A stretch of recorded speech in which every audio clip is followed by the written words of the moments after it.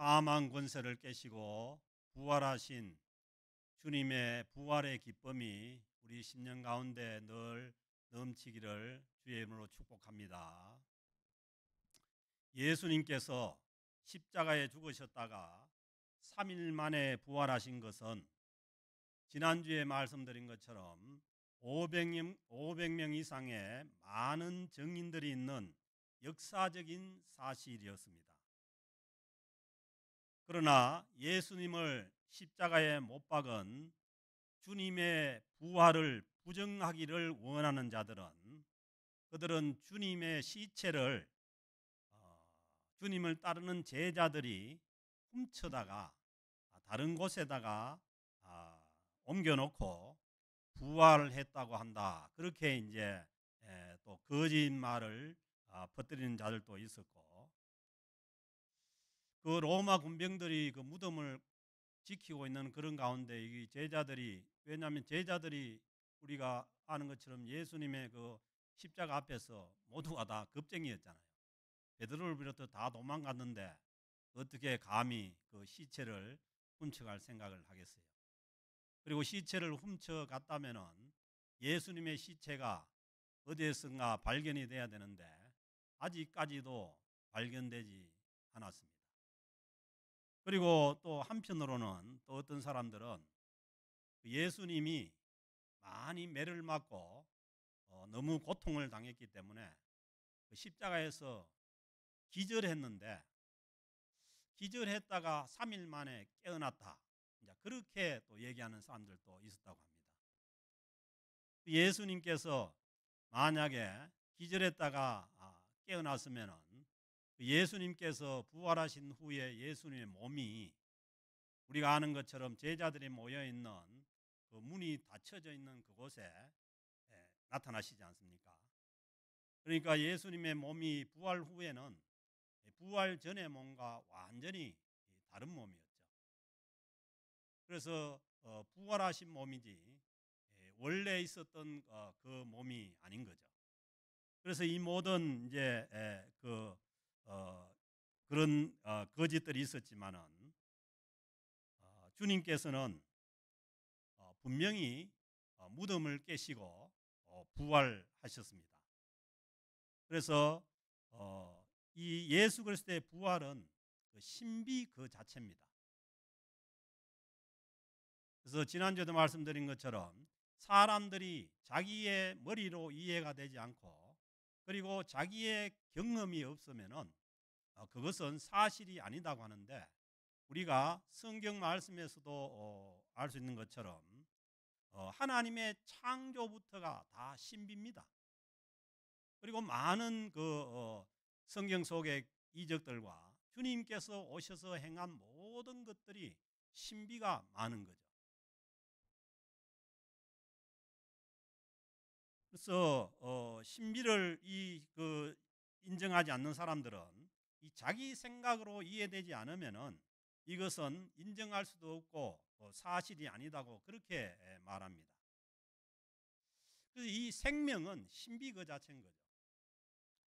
여러분들이 아는 것처럼 매미와 같은 그런 곤충은 그 땅 속에서 애벌레로 있다가 나중에 자기가 애벌레로 있던 그 몸을 허물로 벗어버리고 하늘을 날지 않습니까?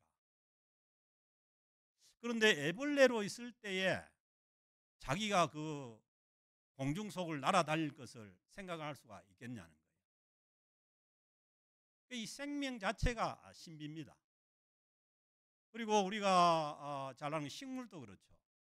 사과나무 같은 경우에 사과 씨앗 작은 걸 하나를 심는데 그 씨앗이 싹이 터서 자라서 큰 나무가 되고 거기에 이 접이 풍부한 그 사과가 그렇게 많이 열릴 것을 그걸 뭐 어떻게 그 씨앗 때 알겠어요?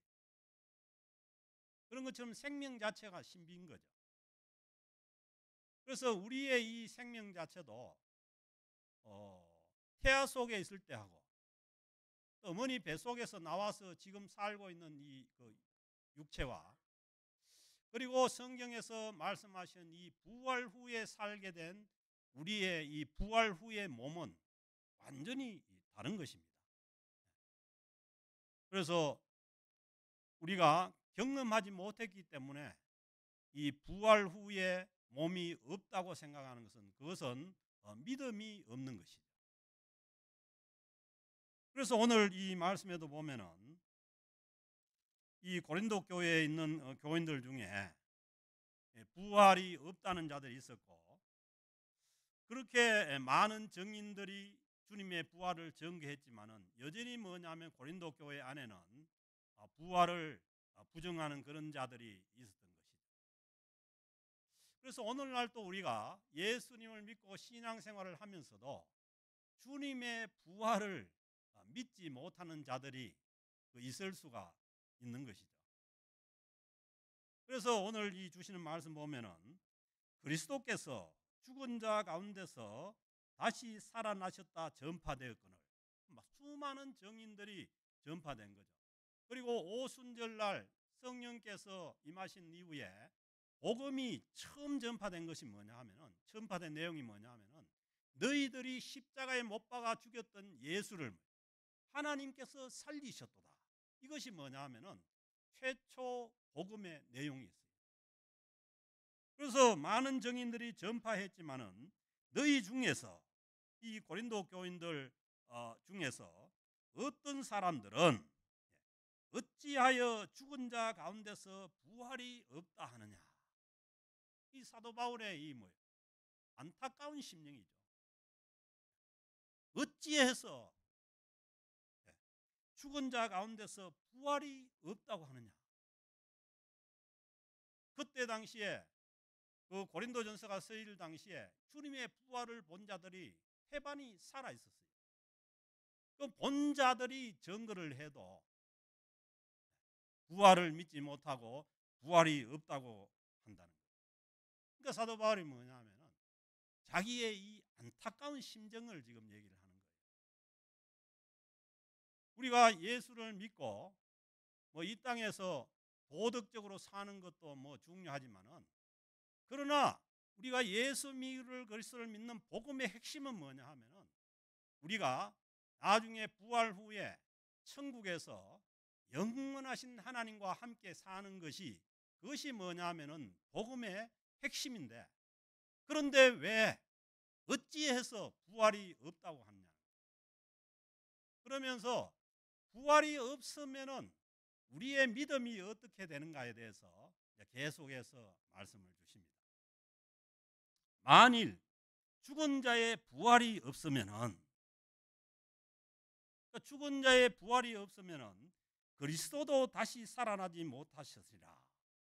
이것은 뭐냐 하면은 이 예수 그리스도의 부활은 어디하고 연결이 되어 있냐 하면은 이 세상 끝에 오는 이 종말 때에 오는 우리 자신들의 부활과 직접적으로 연결이 되어 있다는 거예요. 그래서 예수님께서 다시 살아나지 못했다면은 이 세상 끝날에 있을 우리의 부활도 없다는 거예요. 그래서 그러면은 그 복음이, 보세요. 14절에 그리스도께서 만일 다시 살아나지 못하셨다면은, 예수님께서 부활하시지 않았다면은 우리가 전파하는 것도 헛것이요. 왜냐하면 초대교회의 이 복음의 내용 중에 가장 중요한 것이 뭐냐면 예수님께서 다시 부활하셨다는 거예요. 그러니까 여기에 헛것이라는 것은 무슨 단어냐 하면은 빈 껍데기라는 거예요. 예수 그리스도께서 만일 다시 살아나지 못하시면 우리가 전파하는 것은 뭐냐 하면은 이 전파하는 복음이, 이 초대교회 당시 전파하는 복음이 껍데기만 전파한다.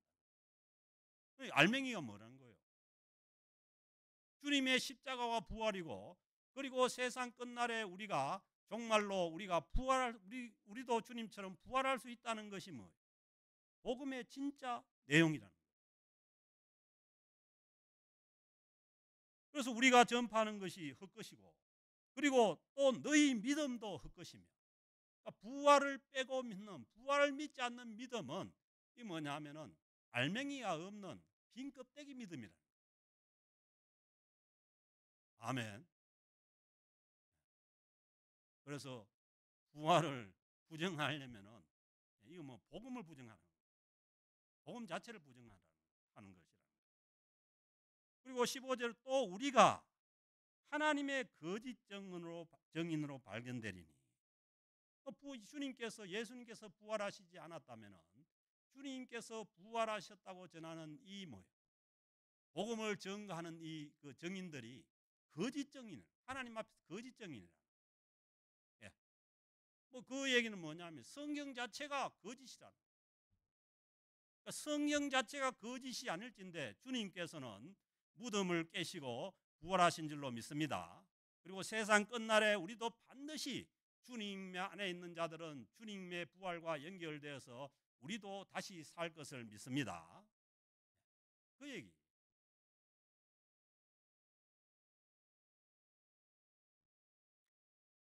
그 15절로 또 우리가 하나님의 거짓 정인으로 발견되니 우리가 하나님이 그리스도를 다시 살리셨다고 증언하였습니다. 그 초대교회 복음을 전하는 자들이 사도 바울로 비롯해서 복음을 전하는 자들이 주님께서 예수 그리스도를 다시 살리셨다고 증거했기 때문에 예수님의 부활이 없었다면 이것은 뭐냐? 거짓 정인이라는 거예요. 만일 죽은 자가 다시 살아나는 일이 없으면 하나님이 그리스도를 다시 살리지 아니하시리라. 왜 예수님께서 부활하셔서 그 많은 정인들에게 보였냐 하면은 우리가 세상 끝날에 부활할 것을 보여주기 위해서 주님께서 부활하셨다는 거예요. 아멘. 그래서 우리 머리로 이해되지 않는다고 해서 우리가 경험하지 못한다고 해서 세상 끝날에 우리의 몸의 부활이 없는 것이 아니라는 거예요. 우리가 자꾸 우리는 뭐냐 하면은 우리가 아는 것, 우리가 경험하는 것에 이제 그 축소를 하기 때문에 우리가 세상 끝날에 우리가 부활하게 될 우리의 몸이 지금 몸인 줄 알아요. 그렇지 않습니다. 마치 애벌레로 있던 그 매미가 변화되어서 하늘을 나는 것처럼 우리의 몸도 그때는 뭐냐면 신비한 몸이지, 신비한 몸으로 변화되지 지금의 몸으로 변화되지 않습니다. 지금의 몸은 땅에서 썩어버릴 몸입니다. 땅에서 주어진 몸입니다. 그래서 어떻게 보면 우리의 몸이 흙으로 지어졌다잖아요. 흙으로 지어졌다는 것은 땅에 있는 몸이라는 거예요. 그래서 썩어서 다 땅으로 흙으로 가버릴 몸이라는 거예요. 그런데 하늘에서 하나님, 영원하신 하나님과 함께 영원히 살게 될 몸은 다른 몸이죠. 글자 그대로 썩지 않는, 영원히 썩지 않는 몸이라는 거예요. 그래서 계시록 21장에 보면 뭐 우리가 새로운 몸을 입게 되면 거기는 뭐예요? 사망도 없고 아픔도 없고 눈물도 없고 애통도 없는 그런 몸으로 변화된다는 거예요. 그래서 우리가 알고 있는, 우리가 경험한 이것만 가지고 주님의 우리 부활과 우리가 세상 끝날에 부활하게 될 그 부활을 부정하는 것은 뭐냐 하면은 바른 믿음이 아니죠. 한편으로 어리석은 사람들은 이 땅에서 주어진 이 몸으로 영원히 산다고 주장하는 자들이 한국에 있었던 영생교를 비롯해서 그런 사람들이 있습니다. 그것은 무조건 이단입니다. 그래서 사람이 죽었는데 시체를 처리하지 않고 다시 살아난다 해가지고 자기 집 옆방에 모셔다 놓고 뭐 그런 짓을 한다니까. 그거 뭐냐 하면은 이 몸으로 영원히 사는 걸 생각합니다. 그렇지 않습니다.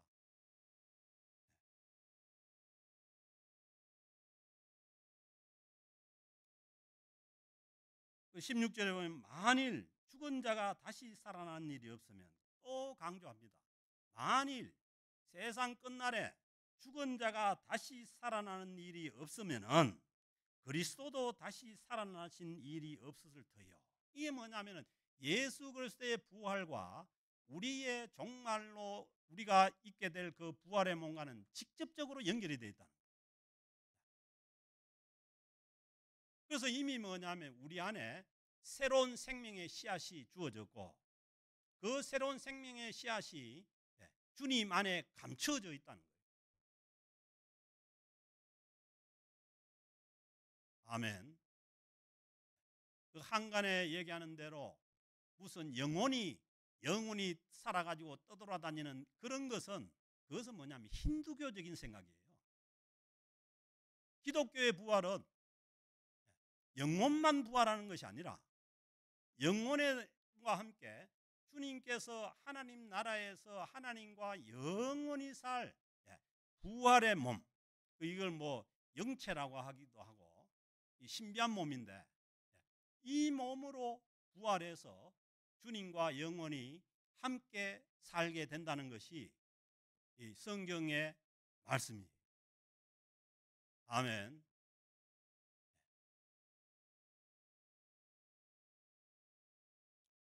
17절입니다. 그리스도께서 다시 살아나는 일이 없으면은 너희의 믿음도 헛되고, 여기에 헛되다는 것은 뭐냐 하면은 진리가 아니라는 거예요.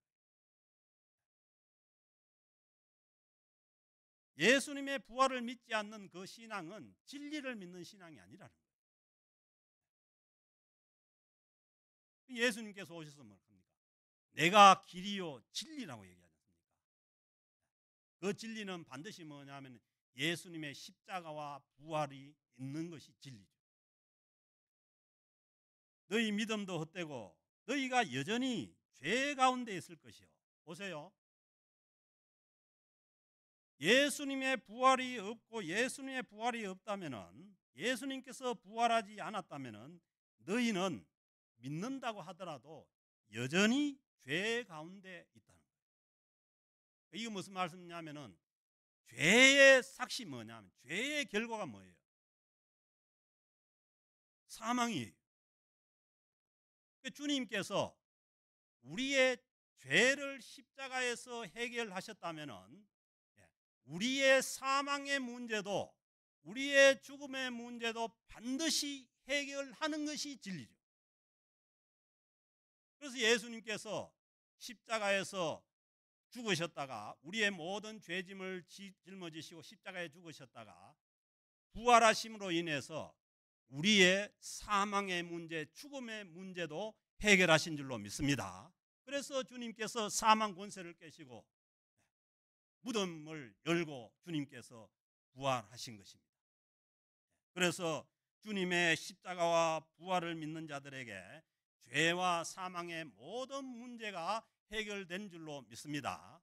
그래서 우리가 예수 그리스도 안에 있으면은 이 세상 끝날 종말 때에 우리도 주님의 그 부활하신 부활체와 같은 그 몸으로 부활해서 영원히 천국에서 썩지 않고 하나님과 함께 있을 줄로 믿습니다. 이것이 뭐냐 하면은 성경에서 말씀하시는 우리의 부활이에요. 만약에 부활이 없다면은 또한 그리스도 안에서 잠자는 자도 망하였으리니. 보세요. 부활이 없으면은 신앙생활을 했다고 하더라도, 신앙생활을 이 땅에서 도덕적으로 아주 훌륭하게 했다고 하더라도, 아니면은 뭘 했다고 하더라도, 보세요. 잠자는 자는 망한다는 거예요. 부활이 없으면, 결과적으로 부활이 없으면은 망하는 신앙이라는 거예요. 만일 그리스도 안에서 우리가 바라는 것이 다만 이 세상의 삶뿐이라면은 모든 사람 가운데 우리가 더욱 불쌍한 자입니다. 만약에 부활해서 영원히 사는 그 세계가, 영원한 세계가 없다면은 예수 믿고 사는 사람들이 다른 사람들보다 더 불쌍한 자라는 거예요. 왜 그렇습니까?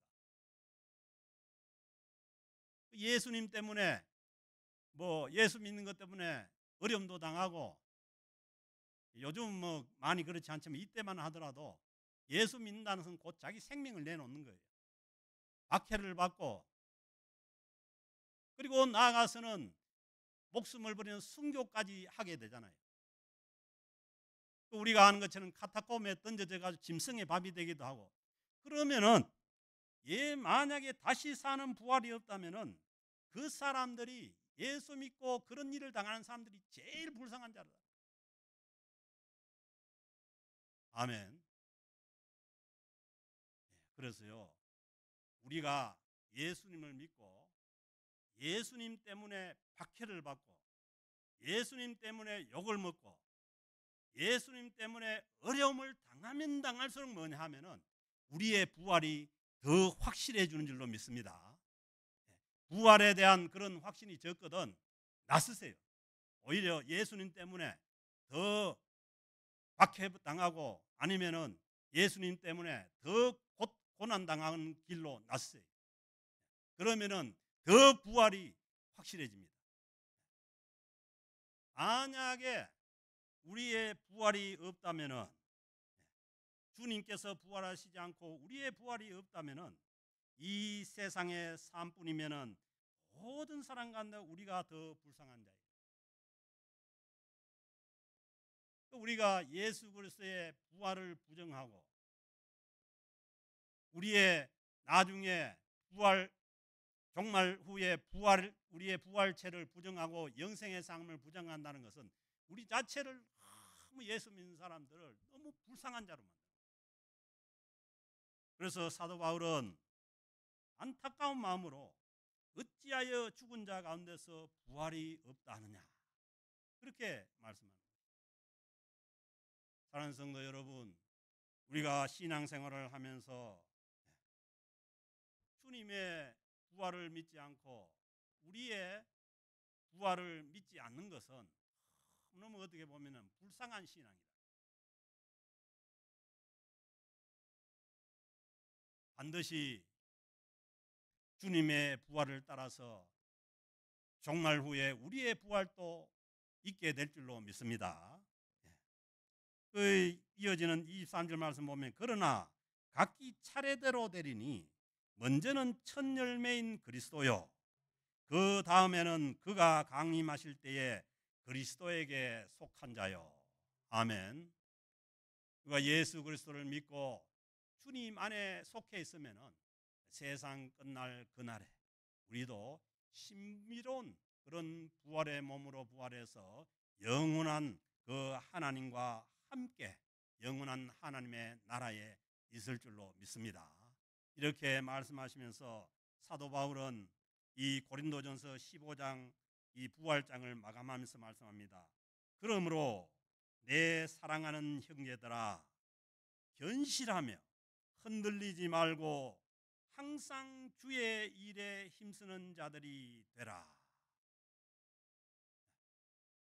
주님의 그 부활과 우리의 세상 끝날의 그 부활을 믿고 바라보고 우리가 이 땅에 있으면서 주의 일에 힘쓰는 자들이 되라. 흔들리지 말고, 이는 너희 수고가 주 안에서 헛되지 않은 줄 알미라.